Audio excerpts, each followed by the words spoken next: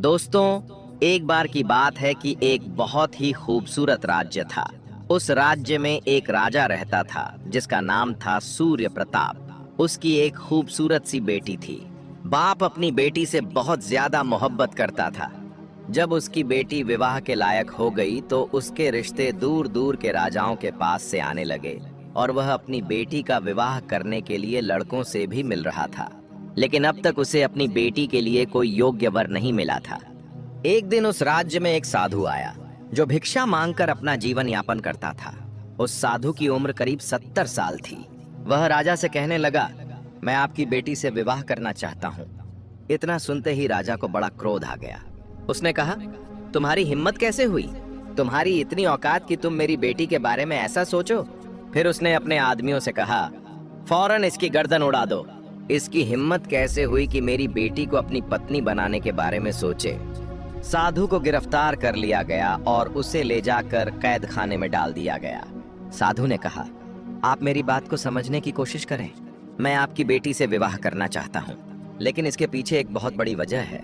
लेकिन राजा कहने लगा, मैं एक भी बात सुनना नहीं चाहता। और उसने फौरन आदेश दिया, इसे ले जाओ और कैद खाने में डाल दो। दोस्तों, उस साधु को कैद खाने में कोड़े मारे जा रहे थे। जब यह खबर राजकुमारी तक पहुंची तो उसने अपने पिता से कहा, आप यह क्या कर रहे हैं? किसी बुजुर्ग के साथ ऐसा करना अच्छी बात नहीं है।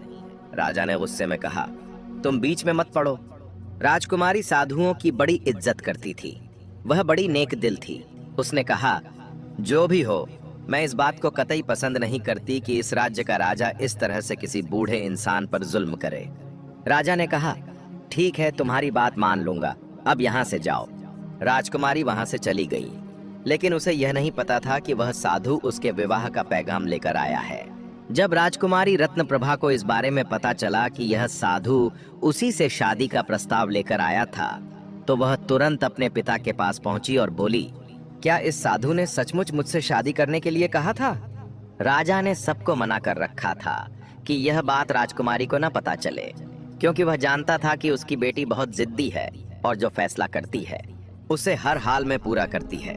अब जब राजा को मालूम हुआ कि राजकुमारी को सच्चाई पता चल गई है तो वह गुस्से से बोला, मेरी इकलौती बेटी, मेरी लाडली बेटी के बारे में यह बूढ़ा सोच भी कैसे सकता है कि उससे विवाह करे? बेटी बहुत समझदार थी। बाप के सामने उस समय तो वह चुप रही, लेकिन उसके दिल में यह विचार आया कि अगर यह साधु मुझसे शादी करना चाहता है तो इसके पीछे कोई न कोई बड़ा कारण अवश्य होगा। वह साधु से मिलने के लिए कैद खाने में पहुंची और उससे बोली, आप मुझसे शादी क्यों करना चाहते हैं? साधु ने शांत स्वर में उत्तर दिया, जब तुम मुझसे शादी करोगी तब तुम्हें स्वयं ही पता चल जाएगा कि मैं तुमसे विवाह क्यों करना चाहता हूँ। राजकुमारी कहने लगी, ठीक है, मैं आपसे शादी करने के लिए तैयार हूँ। यह खबर पूरे राज्य में आग की तरह फैल गई। लोग तरह तरह की बातें करने लगे। राजकुमारी रत्नप्रभा उस बूढ़े साधु से शादी क्यों करना चाहती है और वह खुद इस बात के लिए राजी भी कैसे हो गई? राजा ने अपनी बेटी को लाख समझाने की कोशिश की, पर राजकुमारी ने जवाब दिया, पिताजी, आपने मुझे बड़े लाड़ प्यार से पाला है। मेरी हर ख्वाहिश को आपने पूरा किया है। अब जब बात विवाह की है तो मुझे उसी से विवाह करना है जिससे मेरा दिल चाहेगा। लेकिन राजा मानने को तैयार नहीं था। उसकी इकलौती बेटी एक साधु के साथ विवाह रचा रही थी। राजा अपनी बेटी की जिद के कारण बहुत परेशान था। वह सोच रहा था, मैं अपनी बेटी को कैसे एक 70 वर्ष के बूढ़े साधु के साथ ब्याह दूं? राजकुमारी बोली, मैं विवाह करूंगी तो उसी से करूंगी। मैंने उसकी आंखों में वह सच्चाई देखी है जो आज तक मैंने किसी और की आंखों में नहीं देखी। बेटी की जिद और दृढ़ निश्चय देखकर राजा को आखिरकार मानना पड़ा। उसने पूरे राज्य में ऐलान कर दिया, हमारी बेटी का विवाह हो रहा है, लेकिन यह विवाह बड़ी सादगी से होगा। आज के बाद मेरी बेटी महल में नहीं रहेगी, बल्कि उस साधु की झोपड़ी में जाकर उसी के साथ रहेगी जिससे वह विवाह कर रही है। राजा बड़े क्रोध में था, क्योंकि वह नहीं चाहता था कि उसकी बेटी का विवाह उस साधु से हो, लेकिन राजकुमारी अपनी मनमानी कर रही थी। इसलिए राजा ने सोचा, जब सब कुछ ऐशो आराम छोड़कर राजकुमारी को उस साधु के साथ झोपड़ी में रहना पड़ेगा तो इससे बड़ी सजा उसके लिए और क्या हो सकती है। राजा का यह हुक्म पूरे राज्य के लोगों को बड़ा अनोखा और अजीब लगा। लेकिन सबसे ज्यादा हैरान कर देने वाली बात यह थी कि राजकुमारी ने स्वयं कहा था, मैं साधु के साथ झोपड़ी में रहने के लिए तैयार हूँ। जब मैं विवाह कर रही हूँ तो फिर जहाँ मेरा पति रहेगा मैं भी वहीं रहूंगी। यह एक अनोखी और विचित्र कहानी थी जिसे कोई समझ नहीं पा रहा था। सबके मन में यही प्रश्न था, आखिर एक नौजवान खूबसूरत राजकुमारी एक 70 साल के बूढ़े साधु से विवाह क्यों करना चाहती है। बहरहाल विवाह हो गया। राजा के आदेश पर राजकुमारी साधु के साथ चली गई।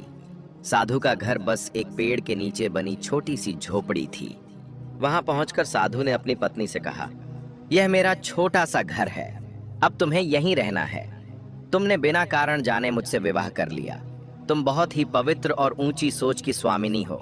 मैं तुम्हारी इस बात के लिए तुम्हारा बहुत एहसानमंद हूँ, लेकिन मेरे पास तुम्हें देने के लिए कुछ भी नहीं है। दिन भर मैं भूखा रहता हूँ, रात को ईश्वर से प्रार्थना करता हूँ। जब कभी कहीं से कुछ खाने को मिल जाता है तो खा लेता हूँ। क्या तुम मेरे साथ इस हाल में रह पाओगी? राजकुमारी मुस्कुराकर बोली, अगर मैंने आपसे विवाह किया है तो इसका मतलब यही है कि आप जिस हाल में मुझे रखेंगे मुझे उसी हाल में रहना होगा। साधु ने आगे कहा, मैंने तुमसे विवाह किया है, इसके पीछे 2 बड़े कारण हैं, लेकिन तुमने मुझसे विवाह क्यों किया? राजकुमारी ने शांत स्वर में उत्तर दिया, मैंने ईश्वर से प्रार्थना की थी कि यदि मेरे जीवन में कोई सच्चा और अच्छा इंसान आएगा तो मैं उसी के साथ विवाह करूंगी, चाहे वह किसी राज्य का राजकुमार हो या कोई सड़क चलता भिखारी। जिस दिन आप हमारे राज्य में आए थे उस दिन मुझे लगा कि मेरी प्रार्थना का उत्तर मुझे मिल गया है। मैंने आपकी आंखों में वह सच्चाई देखी जो आज तक किसी और की आंखों में नहीं दिखी, और उसी क्षण मैंने निश्चय कर लिया कि मैं आपसे विवाह करूंगी। यही कारण है कि मेरे पिताजी आज मुझसे नाराज हैं। राजकुमारी ने साधु से कहा, मैंने ईश्वर को साक्षी मानकर इस संबंध को स्वीकार किया है। अब चाहे परिस्थितियां कैसी भी हों, मैं आपके साथ रहना ही पसंद करूंगी। वह इतनी धैर्यवान थी कि साधु को ऐसी पत्नी पाकर बहुत प्रसन्नता हुई। दोनों दिन भर भूखे रहते, रात भर प्रभु की प्रार्थना करते। साधु बिना उद्देश्य के कभी कोई कार्य नहीं करता था। राजकुमारी अब यह बात भली भांति समझ चुकी थी। उसने राजमहल छोड़ दिया था, ऐश्वर्य और सुख सुविधाओं का जीवन त्याग कर साधु की सादगी भरी जिंदगी अपना ली थी। वह हर दिन ईश्वर का धन्यवाद करती कि उसे ऐसा पति मिला है। साधु भी अपनी पत्नी को इस हाल में देखकर भगवान को बहुत धन्यवाद करता और उसकी खुशी के लिए हमेशा प्रार्थना करता। एक दिन साधु किसी काम से जंगल से बाहर गया हुआ था। उस समय राजकुमारी रत्नप्रभा झोपड़ी में अकेली थी। तभी एक अनजान व्यक्ति वहां पहुंचा। वह व्यक्ति दरअसल उसके पिता की तरफ से भेजा गया एक नौकर था। उसने आदर से कहा, राजकुमारी जी, आपके पिता आपको बहुत प्यार करते हैं। वे बार बार यही पूछते हैं कि हमारी बेटी खुश तो है ना, साधु के साथ किस हाल में रह रही है। यह सुनकर राजकुमारी का दिल भर आया, उसकी आंखों में आंसू आ गए। फिर नौकर ने धीरे से कहा, राजा साहब ने मुझसे यह भी कहने को कहा है कि यदि आप वापस महल में आना चाहती हैं तो वे तुरंत आपको बुलवा लेंगे। यह रिश्ता भी वहीं पर खत्म करवा देंगे। राजकुमारी ने नौकर से कहा, लगता है मेरे पिता ने मुझे पहचाना ही नहीं। मैं यहाँ अपने पति के साथ बहुत प्रसन्न हूँ और ईश्वर की इच्छा पर पूरी तरह राजी हूँ। वह मेरे पति हैं और मैं उनसे बहुत अधिक खुश हूँ। नौकर ने आगे कहा, आपके पिता ने आपके लिए एक बहुत बड़ा मोती भेजा है। यह कहकर वह नौकर मोती वहीं रखकर चला गया। कुछ समय बाद जब साधु अपने काम से लौटे तो उन्होंने झोपड़ी में चमकता हुआ मोती देखा। वे आश्चर्यचकित होकर बोले, यह मोती तुम्हें किसने दिया? राजकुमारी ने पूरी कहानी सुना दी। साधु ने गंभीर स्वर में कहा, यदि तुम मेरे साथ खुश नहीं हो, यदि तुम अपने पिता के पास लौट जाना चाहो तो जा सकती हो। मैं तुमसे कोई शिकायत नहीं करूंगा। मैं यही चाहूंगा कि तुम सदैव प्रसन्न रहो। यह सुनकर राजकुमारी की आंखों में आंसू भर आए। वह बोली, मैं बहुत प्रसन्न हूँ और मुझे किसी चीज की कोई कमी नहीं है। सब कुछ मुझे आपकी सूरत में ही मिल गया है। अब आप क्या चाहते हैं यह मुझे नहीं पता, लेकिन मैं ईश्वर की इच्छा मानकर आपके साथ ही खुश हूँ। जहाँ तक इस मोती की बात है तो मैं इसे रखना नहीं चाहती थी।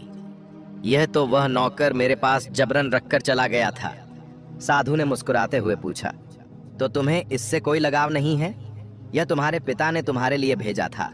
राजकुमारी ने दृढ़ स्वर में उत्तर दिया, मुझे हर उस चीज से लगाव है जो भगवान की ओर से मुझे मिली है, लेकिन जो इंसान की जिद या मोह से दी गई हो उससे मुझे कोई चाहत नहीं। मुझे कुछ नहीं चाहिए। मेरे लिए तो आप ही मेरे सबसे बड़े वरदान हैं। बस इतना कहना था कि अचानक वह मोती वहीं से गायब हो गया। यह देखकर साधु के चेहरे पर रहस्यमयी मुस्कान फैल गई। साधु ने अपनी पत्नी को यह बात नहीं बताई कि मोती क्यों और कैसे गायब हुआ। वह बस मुस्कुराकर बोला, तुम एक सच्ची और पतिव्रता स्त्री हो, इसलिए वह मोती जहां से आया था वहीं वापस चला गया। वास्तव में यह बहुत विचित्र बात थी। एक राजकुमारी जिसने हमेशा राजमहल की रौनक और ऐश्वर्य देखा था, अब झोपड़ी में केवल कुछ टुकड़ों पर जीवन बिता रही थी। उम्र का इतना बड़ा अंतर होने पर भी उसे अपने पति से कोई शिकायत नहीं थी। कभी कभी तो ऐसा होता कि एक निवाला भी खाने के लिए नहीं मिलता। एक रात साधु प्रार्थना कर रहा था कि तभी उसे किसी के आने की आहट सुनाई दी। बाहर देखा तो एक आदमी अपने सिर पर बड़ा सा थाल लेकर आ रहा था। उसने आकर कहा, राजा ने अपनी बेटी के लिए यह रात का भोजन भेजा है। वे कहते हैं कि उसका बाप अब भी जीवित है और उसे सब कुछ दे सकता है। इतना सुनते ही राजकुमारी शांत लेकिन दृढ़ स्वर में बोली, मेरी कोई इच्छा नहीं है, मैं तो केवल अपने प्रभु से ही मांगती हूँ। यह खाना वापस ले जाओ और जिसने भेजा है उसी को दे आओ। मुझे जो भगवान खिलाएंगे मैं वही खाऊंगी।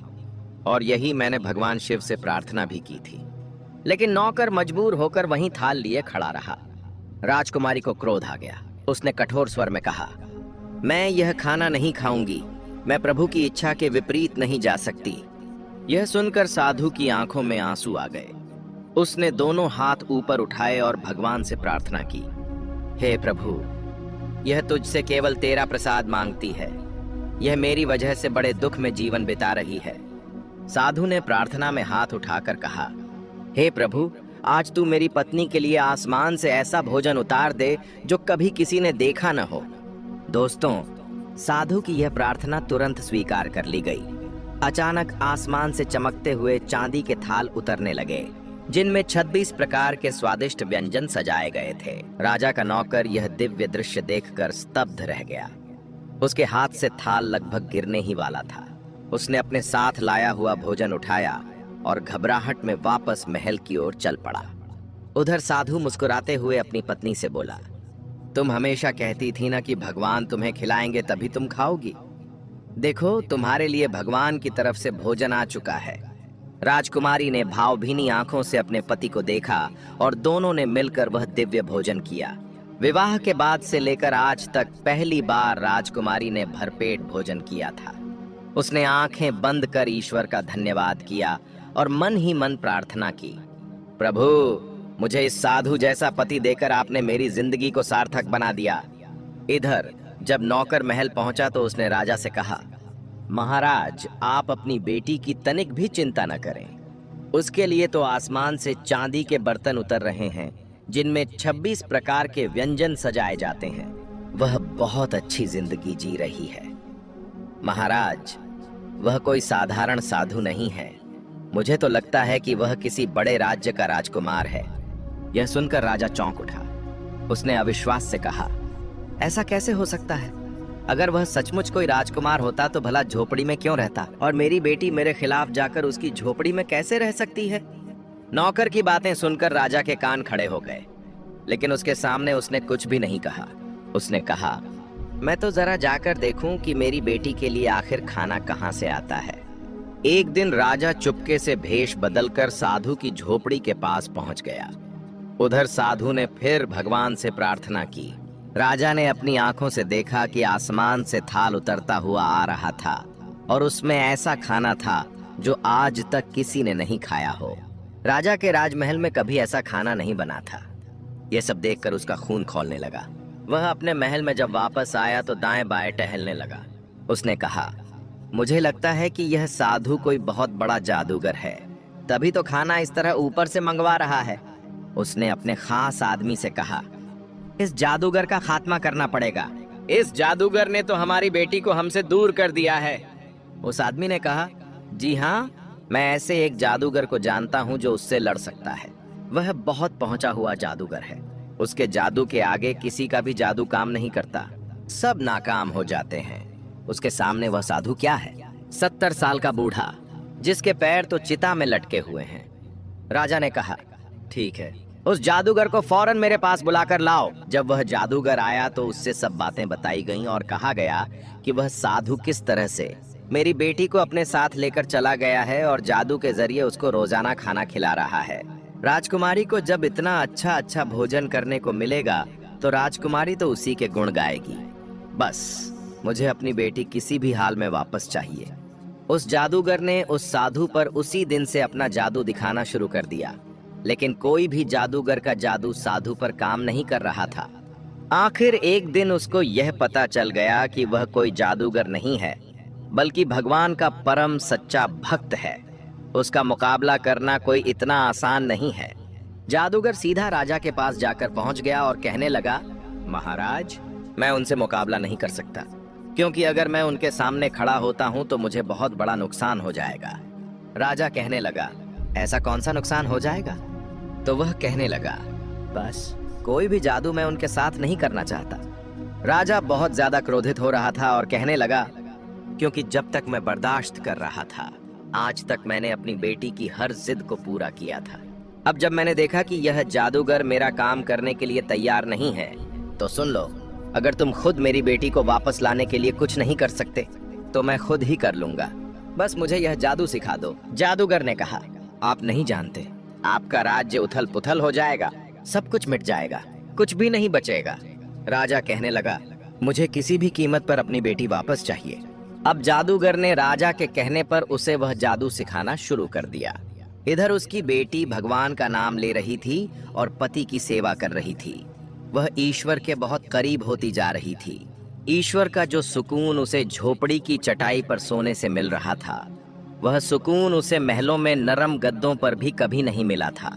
लेकिन उसका पिता वहां भगवान से कोसों दूर होकर जादू टोने में लगा हुआ था, क्योंकि उसको ईश्वर के भक्त साधु को किसी भी हाल में हराना था और किसी भी हाल में अपनी बेटी को वापस लेकर आना था।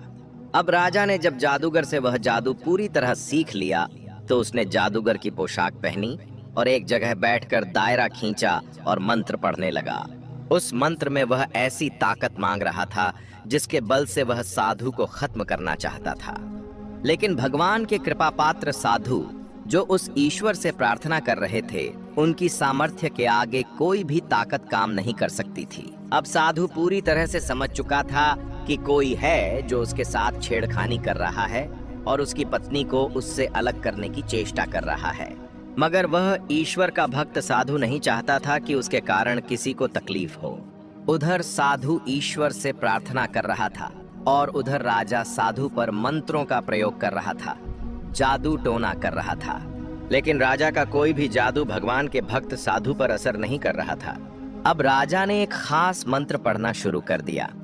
जब उसने मंत्र पढ़ा तो वहां पर एक बहुत बड़ा मोटा ताजा जंगली शेर आकर खड़ा हो गया।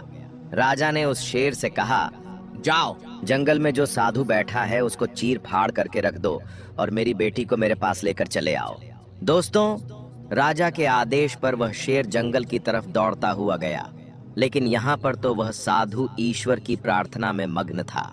जब वह शेर उस साधु के पास पहुंचा तो वह भी भगवान का नाम सुनकर वहीं पर बैठ गया। जैसे जैसे साधु भगवान का नाम लेता जा रहा था, वहां पर राजा की हालत खराब होती जा रही थी। जादूगर ने उसको पहले ही बता दिया था कि अगर जादू अटक गया और कोई गड़बड़ हो गई तो आपके साथ वही होगा जो आपने कभी सोचा भी नहीं होगा, आपको किसी जानवर में बदल दिया जाएगा। साधु ने उस शेर की तरफ जब देखा, फिर उसने भगवान का नाम लेना शुरू कर दिया। वह शेर जो उस साधु पर हमला करने के लिए आया था वहां से गायब हो गया। साधु ने राजकुमारी की तरफ देखा और कहा, मुझे माफ कर दो, मैंने तुम्हारे साथ अच्छा नहीं किया। राजकुमारी कहने लगी, आपने ऐसा क्या किया है? साधु कहने लगा, मैंने तुम्हारे पिता की शक्ल एक जानवर जैसी बना दी है। मैं ऐसा करना नहीं चाहता था, लेकिन उसने जो जादू मेरे ऊपर किया था वही उस पर पलट गया। राजकुमारी ने जब यह सुना तो उसे बड़ा दुख हुआ। वह कहने लगी, हमें अभी महल जाना चाहिए, आखिर देखें तो वहां की क्या स्थिति है। वह अपने पति के साथ जाकर महल में पहुंच गई। वहां पर बहुत ज्यादा शोरगुल मचा हुआ था। हर कोई बोल रहा था, राजा को क्या हो गया, राजा को क्या हो गया, उसकी शक्ल तो जानवरों जैसी बन गई है। साधु को दरवाजे पर दरबान ने अंदर नहीं जाने दिया। वह कह रहा था, यह बहुत बड़ा जादूगर है, इसने हमारे राजा का यह हाल किया है। राजकुमारी ने कहा, मैं इस जगह की राजकुमारी हूँ, मुझे अंदर आने दो। वह अंदर आई और अपने पिता को इस हालत में देखा तो उसके आंसू बहने लगे। वह अपना सर पीट रहा था। बेटी पिता को ऐसी शक्ल के साथ देखकर जोर जोर से रोने लगी। उसने कहा, आपने ऐसा क्यों किया? आपने मेरे पति को मारना चाहा। राजा ने कहा, मैं तुम्हारे पति को बहुत पहले से जानता था। तुम्हारे पति ने तुमसे विवाह कर लिया, लेकिन तुमसे विवाह करने की वजह आज तक उसने तुम्हें नहीं बताई। मैं बताता हूँ। दरअसल मैं तुम्हारा विवाह किसी बड़े राज्य के राजकुमार से करना चाहता था, बल्कि मैं तुम्हें एक राज्य की ऐसी महारानी बनाना चाहता था जिसकी बहुत बड़ी जायदाद हो। मैं उसका विवाह तुमसे करके उस राज्य को अपने कब्जे में लेना चाहता था।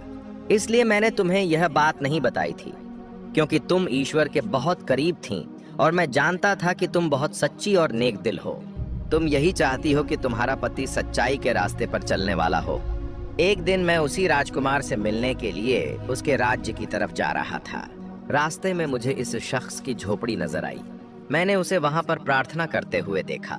तुम तो जानती ही हो कि मुझे साधुओं से सख्त नफरत है। जब मैंने इस साधु को देखा तो मैं कहने लगा कि मेरी बेटी न जाने किसके साथ विवाह करेगी। मैं किसी साधु के साथ अपनी बेटी का कभी भी विवाह नहीं करवाऊंगा। मैं तो उसे किसी राजकुमार की पत्नी बनवाऊंगा। इतना कहकर मैं वहां से जाने लगा तो इस बूढ़े साधु ने मुझे रोककर कहा, आप ऐसी बातें क्यों कर रहे हैं? आप अपनी बेटी का विवाह किसी ऐसे व्यक्ति के साथ करिए जो आपकी बेटी को प्यार करे और सच्चाई के रास्ते पर चलने वाला हो, जो ईमानदार हो और भगवान से डरने वाला हो। क्योंकि जो ईश्वर से डरता है, भगवान से डरता है, वह कभी गलती नहीं करता। यह धन, दौलत, महल, यह सब यहीं रह जाएंगे। आखिर में सब कुछ यहीं रह जाएगा। जो आपके साथ होगा वह दोस्त होगा आपका, जो ईश्वर के रास्ते पर चलने वाला होगा। बस मुझे उसकी यह बातें बड़ी कड़वी लगीं। मैंने कहा, तूने यह बात क्यों कही? आखिर तू कौन होता है मुझे ऐसा कहने वाला? मैं अपनी बेटी का विवाह जहां मेरी मर्जी होगी वहीं करूंगा। मैं उससे इतनी नफरत करने लगा कि मैंने अपने सिपाहियों से कहकर उसे कोड़े भी लगवाए। फिर भी वह मुझसे कहता रहा कि मैं अपनी बेटी पर जुल्म न करूं। इसीलिए महल मेरे पीछे पीछे आ गया तुमसे विवाह करने के लिए। तुम तो वैसे ही भगवान के नाम पर जान देने वाली थी। तुमने मेरी मर्जी के खिलाफ जाकर इस 70 साल के बुजुर्ग से विवाह कर लिया। मैंने सोचा था साधु झोपड़ी में रहता है, तुम्हें क्या दे सकेगा? तुम तो महलों में रहने वाली एक राजकुमारी हो। चंद दिनों के बाद तो तुम मेरे पास वापस आ जाओगी। पर तुमने धैर्य और सच्चाई के साथ वहीं रहकर भगवान की प्रार्थना शुरू कर दी। तुम उस झोपड़ी में भूखी रही, लेकिन महल वापस लौटकर नहीं आई। जब मैंने देखा कि आसमान से तुम्हारे लिए स्वादिष्ट व्यंजन उतारे जा रहे हैं, तो मैंने फिर तुम दोनों पर जादू किया, जो मुझे नहीं करना चाहिए था। मेरी शक्ल एक जानवर जैसी हो गई। फिर वह राजा साधु से कहने लगा, मुझे माफ कर दो। उसकी बेटी यह सब सुनकर बहुत दुखी हुई। उसने कहा, आपने जो चाहा था कि मेरी शादी ना हो, मगर ईश्वर जो चाहता है वह बेहतर करता है। मेरा विवाह हो गया और मैं बहुत प्रसन्न हूँ। मेरे नसीब में सबसे अच्छा पति मुझे मिला है, जो भगवान से डरता है, सच्चाई के रास्ते पर चलने वाला है, ईमानदार और ईश्वर का परम भक्त है, अपनी पत्नी की इज्जत करने वाला है। मैंने हमेशा चाहा था कि मुझे जो भी मिले भगवान की तरफ से मिले। मेरा पति भी मुझे ईश्वर की मर्जी से मिला है। अगर वह 70 साल के हैं, इस बात पर भी मैं प्रसन्न हूँ, क्योंकि जो पति अपनी पत्नी को प्रेम करता है, उसकी इज्जत करता है, वही अच्छा पति होता है। मैं क्यों ऐसे राजकुमार से विवाह करूं? मैं क्यों ऐसे राजकुमार की तलाश करूं जिसकी बहुत बड़ी सल्तनत हो, लेकिन उसका दिल बहुत छोटा हो? मैं जो भी भगवान से मांगती हूँ, प्रार्थना करती हूँ, वह मुझे मिल जाता है।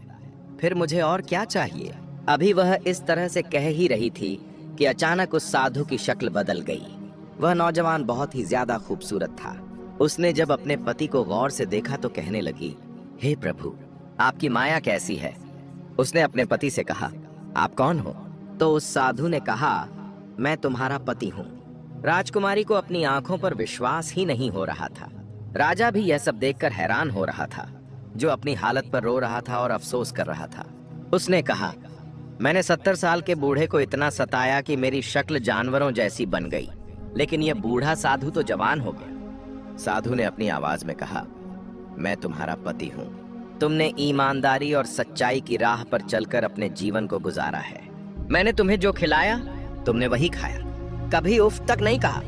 भगवान भी तुमसे प्रसन्न होकर तुम्हें यह पति दिया है जिसकी तुम हकदार थी। फिर वह अपनी पत्नी को साथ लेकर जंगल के रास्ते से गुजरने लगे। जब वह अपनी पत्नी के साथ जाने लगे तो उसकी पत्नी, जो राजकुमारी थी, उसने अपने पति से प्रार्थना की कि मेरे पिता को पहले जैसी शक्ल में कर दो। तो उसने भगवान से दोनों हाथ फैलाकर प्रभु से प्रार्थना की। प्रभु ने उसकी प्रार्थना को स्वीकार कर लिया और राजा पहले जैसी स्थिति में आ गया। उसने कहा कि हमें इस झोपड़ी में नहीं जाना। उसने कहा कि मैं तुम्हें वहां लेकर जा रहा हूं जहां की तुम रानी बनोगी। यह झोपड़ी, यह जंगल, यह खाली पेड़, यह सब तुम्हारी परीक्षा थी। तुम परीक्षा में पास हो गई हो। मैंने तुमसे कहा था कि जब तुम्हें कारण का पता चलेगा तो तुम ईश्वर को धन्यवाद करोगी। तो दोस्तों, देखा आपने, एक राजकुमारी जो एक गरीब की झोपड़ी में उसकी पत्नी बनकर रह रही थी, उसने हर बार सिर्फ भगवान से मांगी। उसने कभी किसी और के सामने हाथ नहीं फैलाए, सिर्फ प्रभु पर भरोसा रखा। और यही सच्चाई है। जो लोग ईश्वर पर पूरा विश्वास रखते हैं, भगवान उनका भरोसा कभी नहीं तोड़ते। वे हमें वही देते हैं जिसके हम सच्चे हकदार होते हैं। इसलिए याद रखिए, अगर आपको कुछ मांगना है, किसी से शिकायत करनी है, अपने दुख सुख बांटने हैं, तो सबसे पहले भगवान से कहिए। इंसान तो सुनकर मुकर भी सकता है, लेकिन वह भगवान जो इस पूरे जगत का पालनहार है, आपकी विनती जरूर सुनेगा। वह आपकी प्रार्थना को स्वीकार करेगा और आपके जीवन से दुख दर्द दूर करके सुख और शांति प्रदान करेगा। तो दोस्तों, आपको यह कहानी कैसी लगी, हमें कमेंट करके जरूर बताइए। और अगर अच्छी लगी हो तो वीडियो को लाइक और शेयर करना न भूलिए। हम आपसे मिलते हैं किसी और नई वीडियो में। तब तक के लिए अपना ख्याल रखना। जय माता दी।